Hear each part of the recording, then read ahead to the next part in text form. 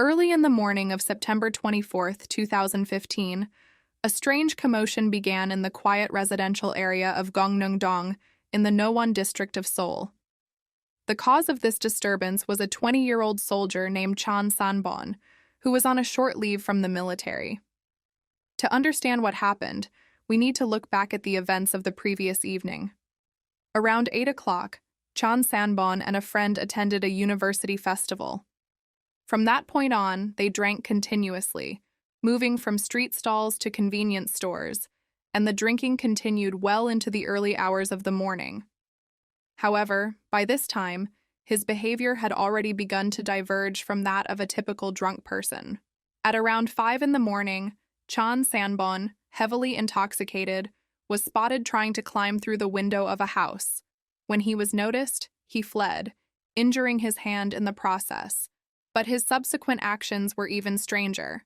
He approached another house, started banging on the door, and shouted, "Help! Help!" Inside the house, an elderly woman was preparing breakfast. When she heard the persistent knocks and cries for help, she initially just watched the young man. Realizing he was drunk, she decided not to respond or open the door. 20 minutes later, Chon San-bon attempted to break into another home. This time, he approached an apartment building, where an apartment was located on the second floor.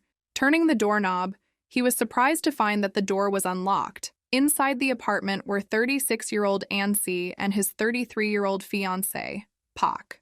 Unfortunately, that night they had forgotten to lock the door, and Chon San-bon inadvertently found his way inside.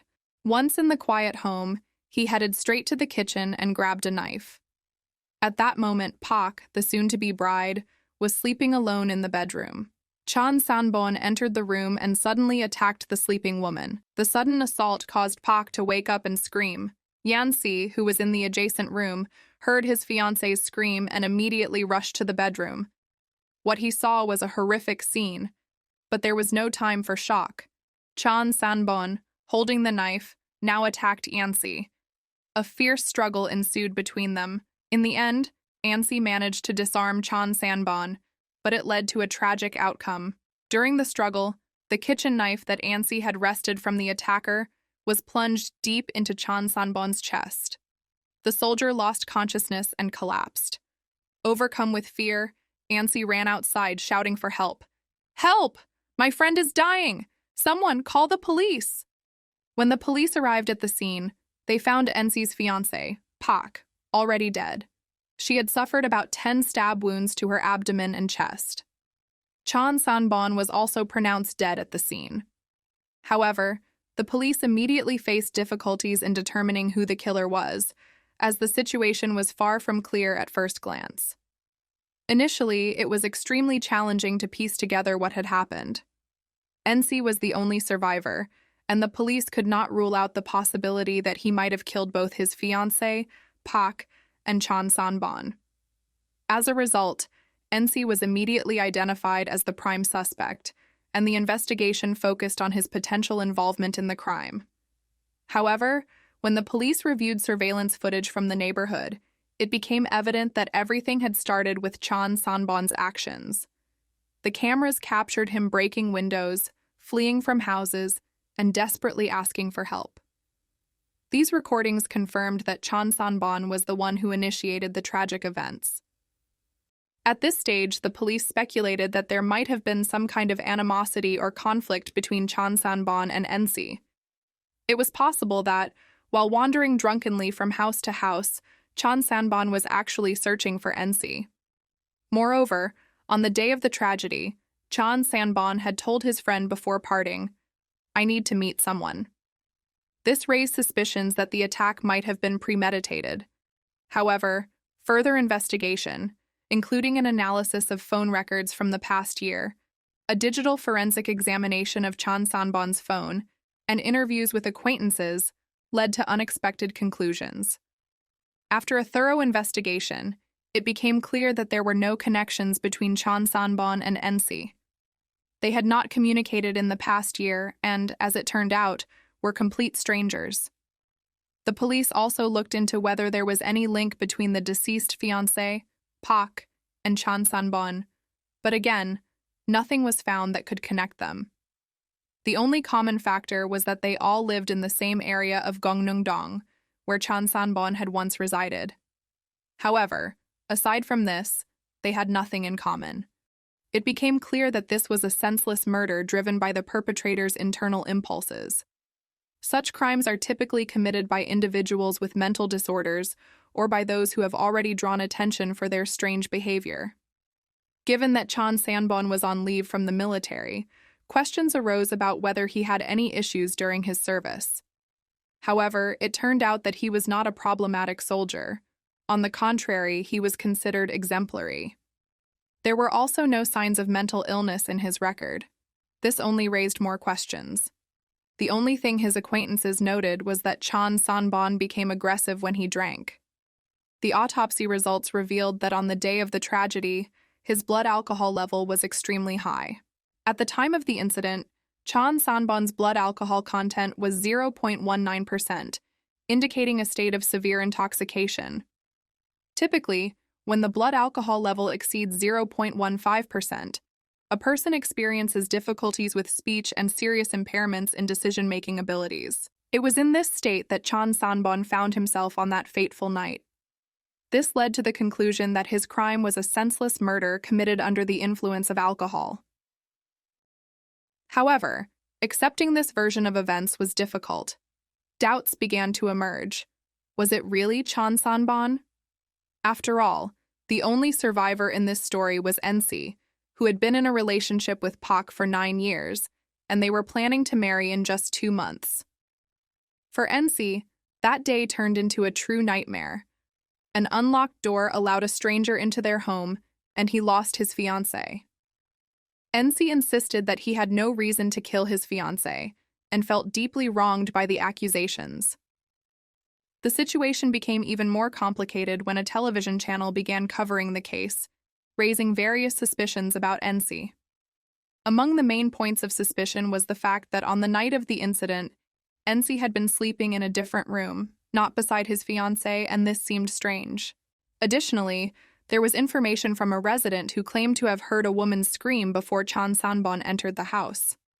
These circumstances fueled the suspicions. However, Ensi had an explanation for why he was sleeping in a different room. By profession, he was a writer. He worked at a company during the day and wrote at night. As a result, it was not uncommon for him to work late in his study and fall asleep there. That night was no different. As for the second critical point, the timing of the woman's scream, which was heard by one of the neighbors, this indeed played a significant role in the suspicions against Ensi. Surveillance cameras showed that Chon Sanbon entered Ensi's home at 5:18 a.m. However, the neighbor, whom we will call Resident An, claimed to have heard a woman scream a minute earlier, at 5:17. This witness was abroad and was messaging with his son at the time when he heard the scream, so he was confident about the accuracy of the time. Resident An, who was messaging with his son early that morning, clearly remembered the time when he heard the woman's scream. This gave rise to a possible scenario. Ensi, while at home for some reason, attacked his fiancée Pak. At that moment, Chon Sanbon, who happened to be outside, heard the scream and entered the house to help, only to end up being killed by Ensi. Although this theory was not directly stated in the television report, the overall presentation of the material left viewers with strong suspicions about Ensi.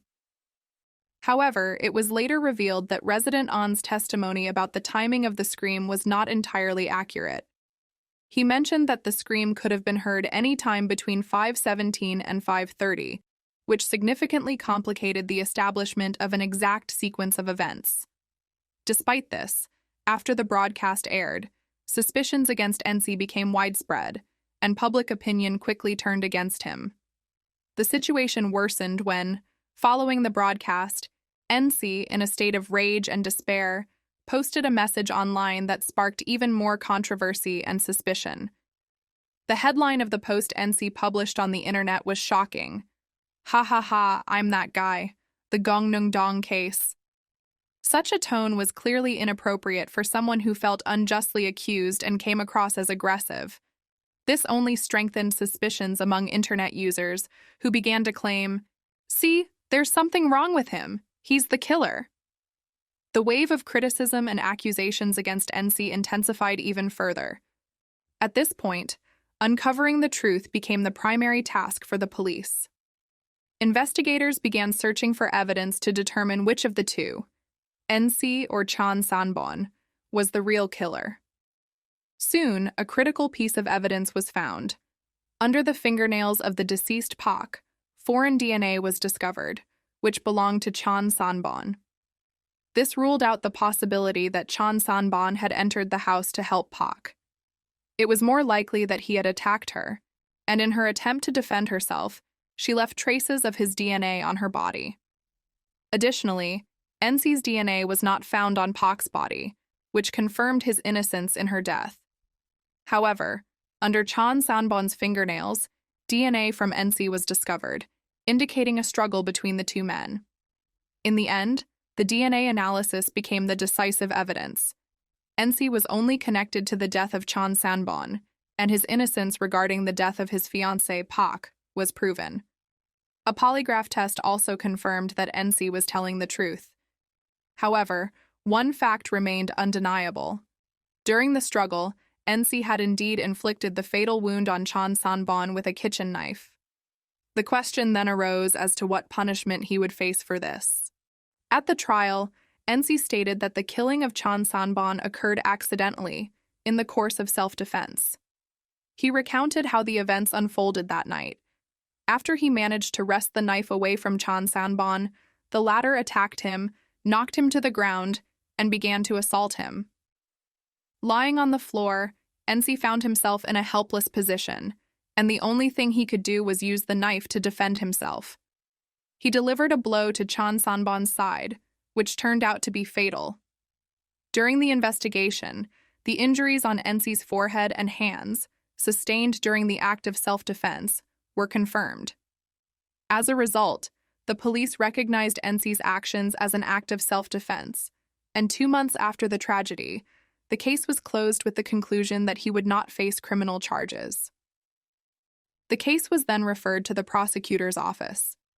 However, it is important to note that in South Korea, cases where a killing is recognized as self-defense are extremely rare.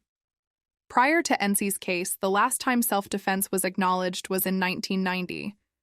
This rarity is due to the fact that if self-defense were too easily accepted, people could potentially evade punishment for actual crimes. Therefore, the criteria for recognizing self-defense under the current legal framework are exceptionally stringent. Nevertheless, in this case, the police determined that NC's actions met the criteria for self-defense. The basis for this conclusion was that NC acted during an immediate threat to his life. He was defending himself while being attacked, and the killing occurred in the course of protecting his own life. To better understand this, consider an example. If a child kills their parents while they are being severely beaten, this could be recognized as self-defense. However, if the violence has already ceased and the child then kills their parents, this would be classified as murder, not self-defense. Similarly, in a fight, if a person feels their life is in danger and kills the other person, it may be considered self-defense, but only if there were no other options available to avoid a fatal outcome. Certainly, this does not mean that one can kill simply because there is a threat. The recognition of self-defense is possible only if, in the given situation, there truly was no other choice but to kill in order to protect one's own life. The criteria for this are extremely strict, and many people question their fairness. However, the police concluded that NC met these criteria, as he acted solely to eliminate an immediate threat to his life. The police determined that NC had no intention of killing and was not involved in the death of his fiancée. But the story did not end there. Despite the police's recognition of self-defense, the prosecution was not so easily convinced. The prosecution did not want to readily accept the claim of self-defense, so after the case was handed over to them, NC remained under investigation for another 2 years before his innocence was finally confirmed. During this time, NC was repeatedly asked the same question: "Wasn't it you who killed them?" To which he would respond, "Even if I did kill, what reason would I have to kill Chan Sanbon, who suddenly broke into my home?" I had never seen him before in my life. NC consistently maintained that self-defense was the sole motive behind his actions. In reality, finding a motive for murder in this case was extremely difficult. Ultimately, in October 2017, the prosecution acknowledged that the killing committed by NC was an act of self-defense. This became the first case in nearly 30 years where self-defense in a murder case was recognized in the country. Because of this uniqueness, the case attracted enormous public interest. However, no one truly understood the immense grief that NC himself had to endure. In one night, he lost his fiancée, with whom he had planned to marry in just 2 months, due to a stranger who had broken into their home. He fought for his life, which resulted in the death of the attacker, and, as the sole survivor, he suddenly found himself in the role of the suspect in the murder of his fiancée. For 2 years, until the final verdict was delivered, NC faced public condemnation and accusations. In an interview, NC confessed that he went through an incredibly difficult time during this period, even contemplating taking extreme measures. He also expressed deep frustration with the television program that had portrayed him as the main suspect in the eyes of the public.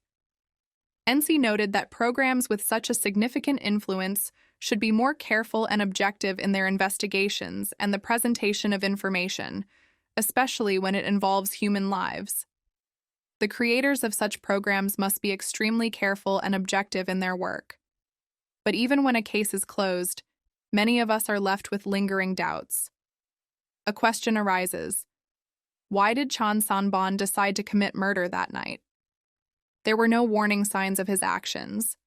It remains a mystery. He didn't just stab a person once, he inflicted about 10 stab wounds, killing someone who was a complete stranger to him. For Pak and NC, this was unimaginably unjust and painful. And for us, as observers, the motive behind this horrifying act remains unclear. The truth has been revealed, and justice has been served, but no court decision can restore the lost lives or ease the pain of loss for the loved ones. That day became a true nightmare that shattered several lives. In the village of Akcheon, located in the Mangsang district of the city of Donghae, Gangwon-do, approximately 270 people reside, mostly families. The village was named after the Akcheon Spring, which in turn was named in honor of Nam Guman, a notable official from the Joseon era. On the early morning of March 14, 2006, as the village was bustling with preparations for the spring farming season, 40-year-old Mr. Yu, who had come to the village to visit relatives, was also engaged in agricultural work. Feeling thirsty, he decided to fetch water from the Akcheon well, located in the courtyard of the Akcheon Shrine, associated with Nam Guman's name. Usually, the well was covered, and water was drawn from it through a tap. But that day, the flow of water was weak and barely quenched his thirst. Dissatisfied, Mr. Yu decided to lift the well's cover. What he saw was utterly unexpected. At first, it seemed to him that a large doll was lying in the well, but it turned out otherwise. In the water, the pale body of a woman with long black hair reaching down to her waist could be seen. Even in the most terrifying horror film, one couldn't imagine something more shocking. Mr. Yu immediately called Choi Sin, the village head, who rushed to the well. Inside, they found the body lying face down, and they promptly reported it to the police. News of the incident quickly spread throughout the village, and the residents were deeply shaken. This well, known as Akcheon, was famous for its legendary healing properties. According to local lore, its waters had once cured lepers, giving the well an almost mystical reputation. Some local restaurants even used water from this well in their cooking. The villagers, unaware that a body had been lying in the well, had been drinking this water all along. But who was this woman? The well was only about 60 centimeters deep, making it highly unlikely that an adult could accidentally drown in it. It was more plausible to assume that the body had been placed there after death. Upon examining the body, it was determined that the victim had been strangled. Forensic analysis revealed that the deceased was 24-year-old Ms. Kim, a resident of Donghae, who worked as a home tutor. Once her identity was established, a thorough investigation was launched, focusing on uncovering the circumstances surrounding her disappearance. Ms. Kim had been missing for 60 days before her body was found. On the evening of March 8th, she left an apartment in the Donghae district at 9:40 p.m. after finishing a lesson and was heading home. However, she lost contact on her way. Ms. Kim led a very routine life, with her daily route always between her home and work, and she never stayed out overnight. So when she didn't return home, her family immediately grew concerned and filed a missing person report the next morning.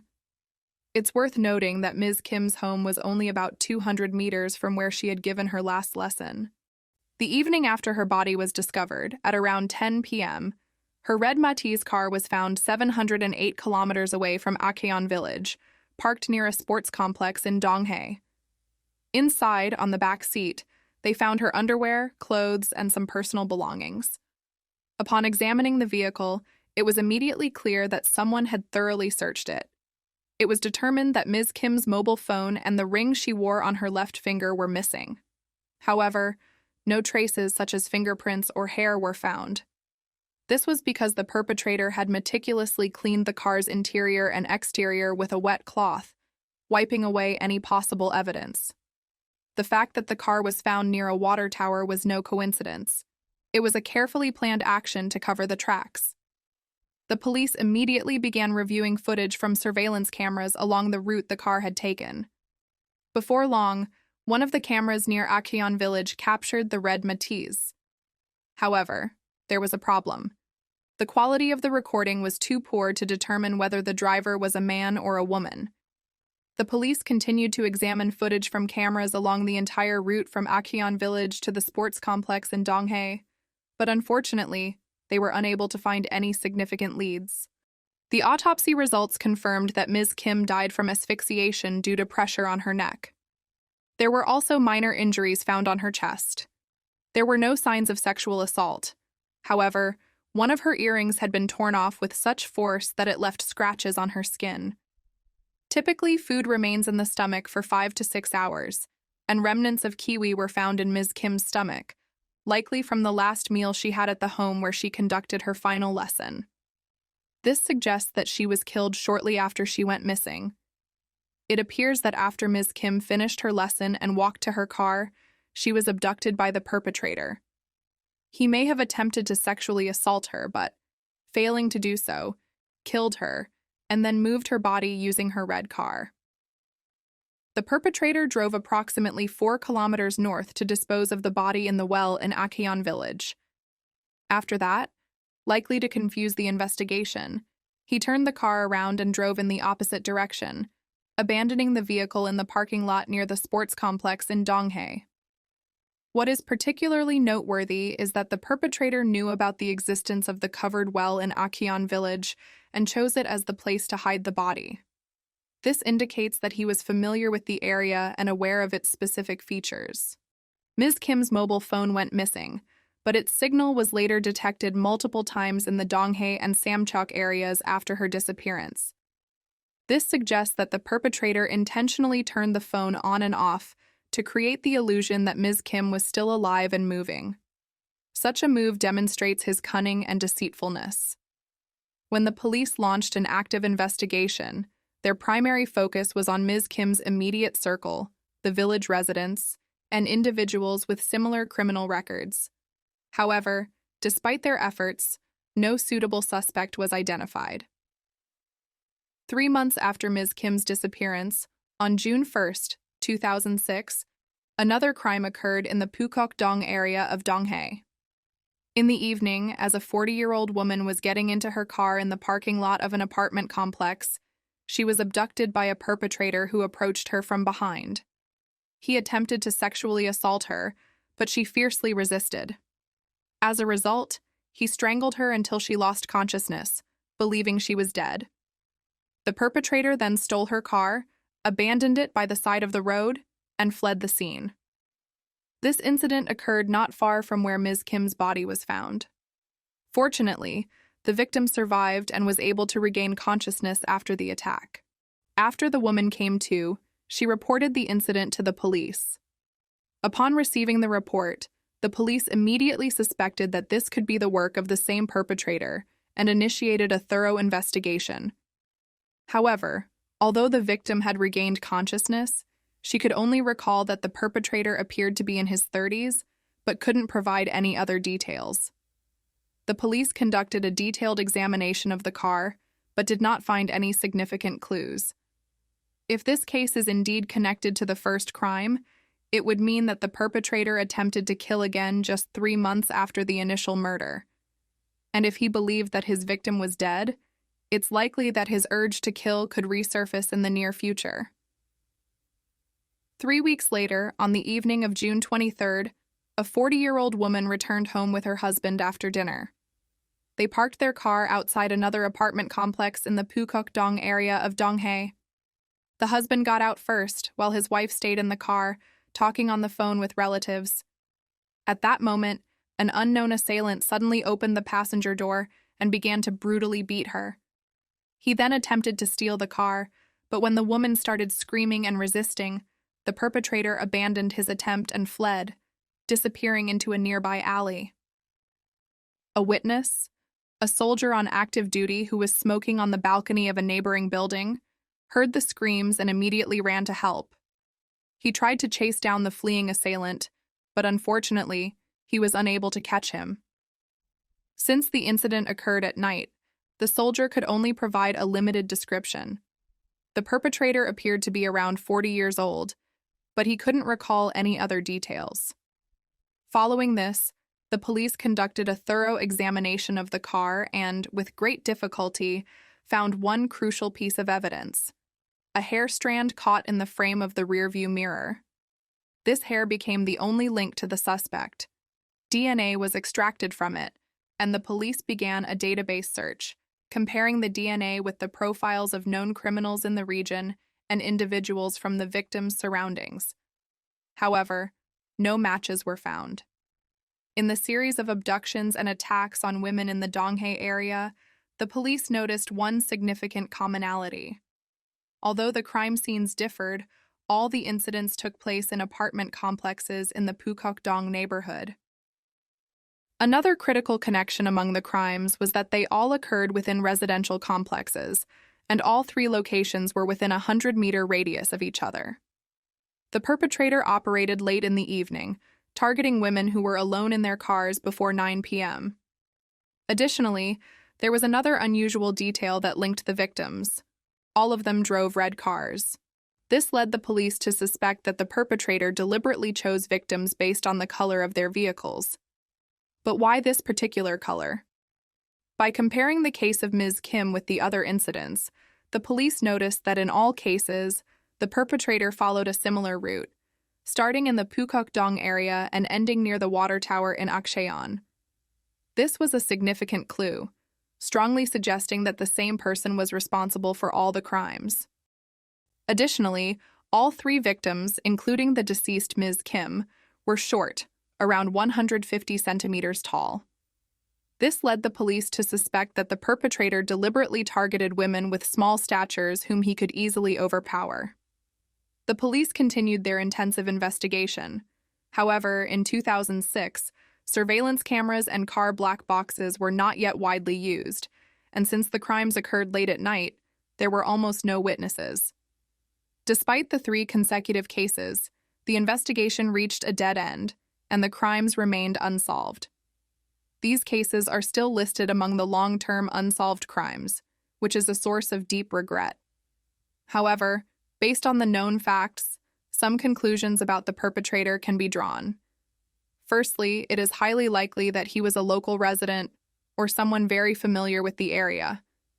Akcheon village is not a popular tourist destination, so the knowledge of the well's existence and its location suggests that the perpetrator might have been one of the local residents. Secondly, the perpetrator was likely short in stature, probably no taller than 165 centimeters, and had a slight build.